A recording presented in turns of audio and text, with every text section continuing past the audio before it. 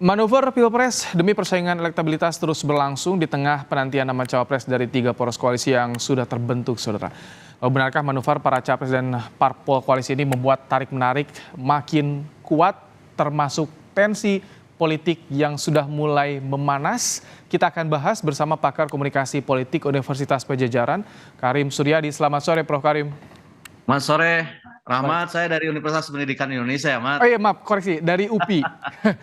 Prof. Karim, disampaikan oleh Presiden Jokowi tahun politik sudah mulai hangat-hangat kuku. Tapi yang justru yang panas, ini kawan sendiri. Ini dalam satu koalisi atau antar koalisi di Pilpres yang Anda baca pernyataan Pak Jokowi kemarin, Prof. Karim? Saya lihat Presiden Joko Widodo belum move on ya dari suasana psikologi saat dia menyampaikan pidato kenegaraan. Masih bilang memanas, mulai panas. Menurut saya yang terjadi sebenarnya adalah badai dalam secangkir kopi. Kalaupun ada gejolak, kalaupun ada riak ya hanya di kalangan elit. Khususnya di kalangan elit yang dekat dengan presiden.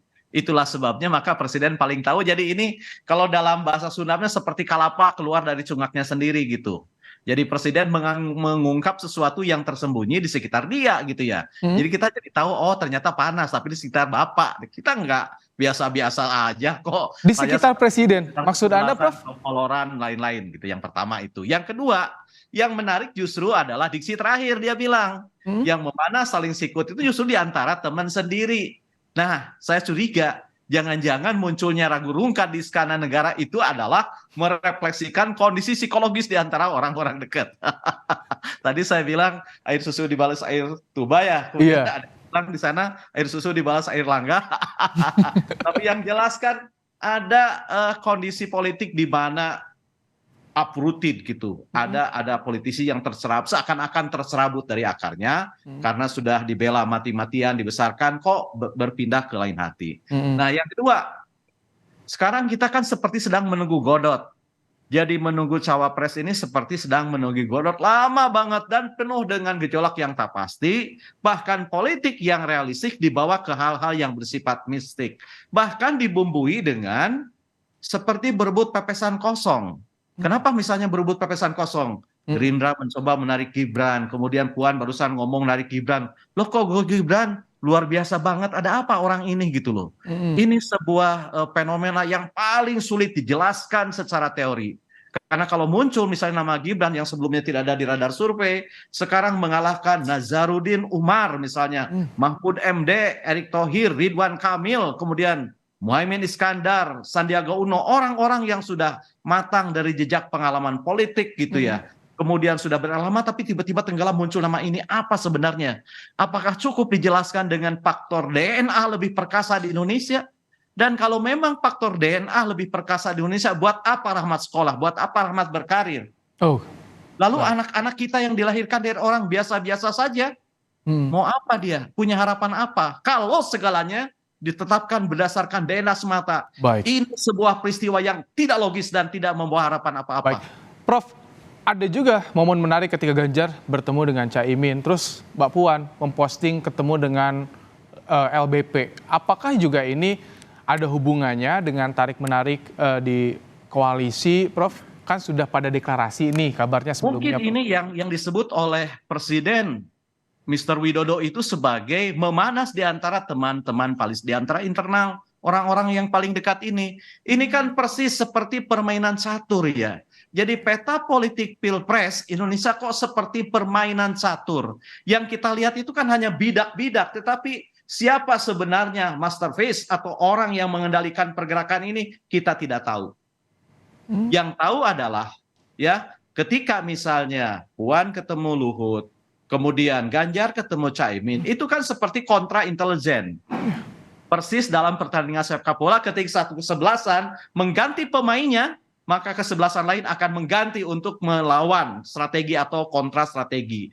Jadi kan ini tarik-menarik begitu ya, tarik-menarik. Coba digoda lah, saling goda kan gitu ya. Koalisi yang sudah mulai terbangun di kebangsaan Indonesia Raya mulai digoda Caiminnya ke PDIP, kemudian Golkar yang sudah gabung, ada silaturahmi dengan Luhut yang notabene orang Golkar. Jadi kalaupun misalnya mungkin ya, saya tidak berprasangka, tetapi kan dalam permainan politik seperti itu, kalau tidak bisa direvisi keputusan untuk gabung dengan Prabowo, ya minimal tidak bulat-bulat amat. Sebab dalam politik kan berlaku pepatah yang mengatakan bahwa jika tidak mendapatkan semuanya, maka jangan lepaskan kepentingan atau keuntungan yang didapat sekecil apapun. Jadi kalau tidak dapat Partai Golkar secara keseluruhan, ya minimal tidak ke sana semuanya begitu. Jadi permainannya seperti itu. Jadi saya melihat semuanya masih serba cair. Kenapa begitu? Karena begini. Pertama, ada gium yang sangat umum dan sudah klasik dan harus ditinggalkan.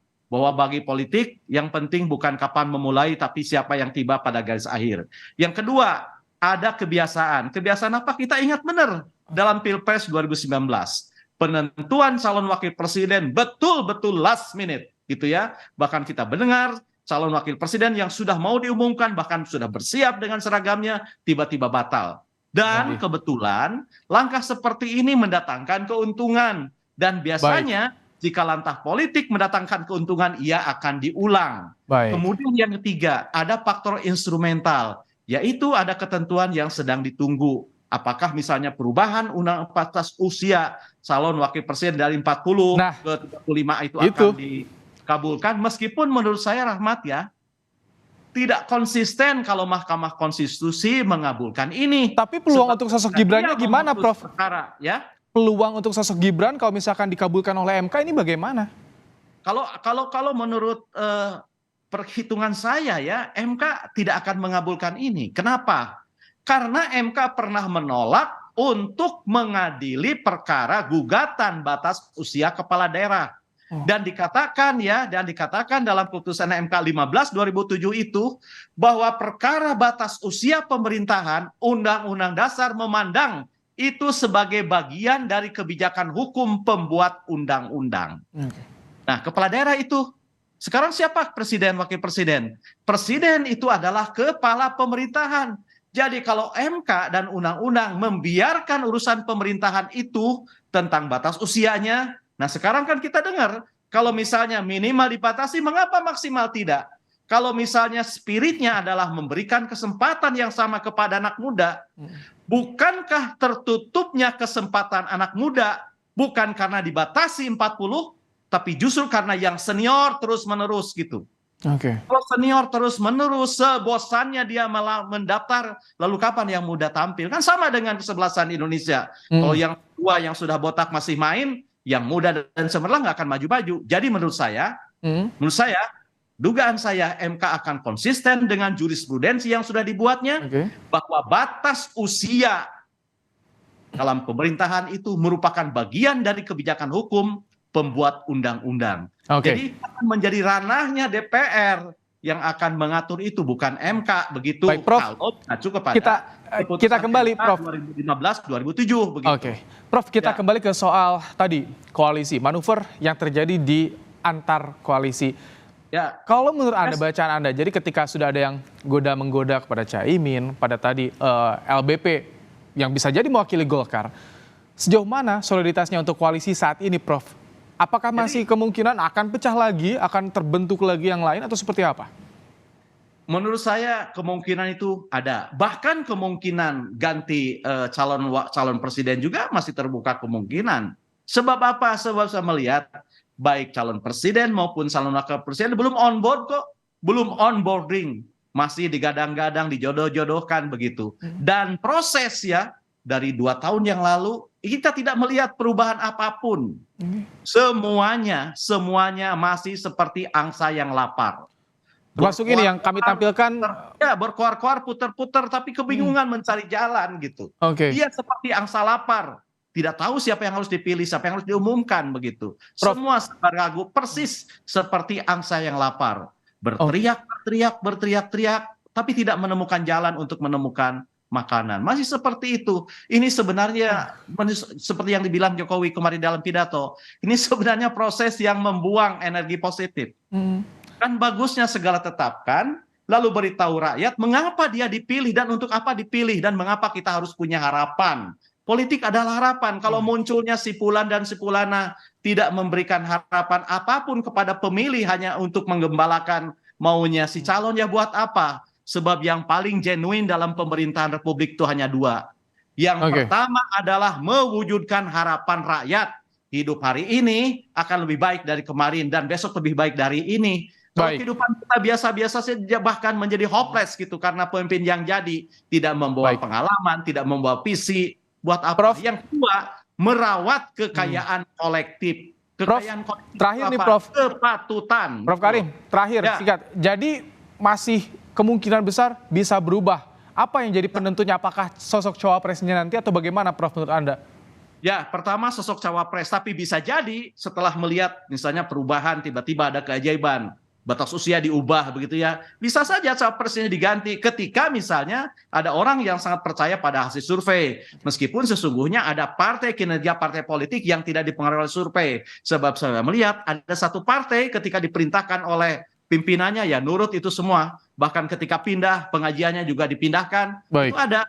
Jadi menurut saya ada logika di balik survei, ada logika di balik kepentingan partai politik, yaitu apa? Kewarasan menurut publik dan kepatutan menurut publik. Siap. Capres dan cawapres jangan main-main, karena ini jabatan tertinggi, bukan untuk uji coba. Cukup caplang lah yang pakai coba-coba. Kami tangkap.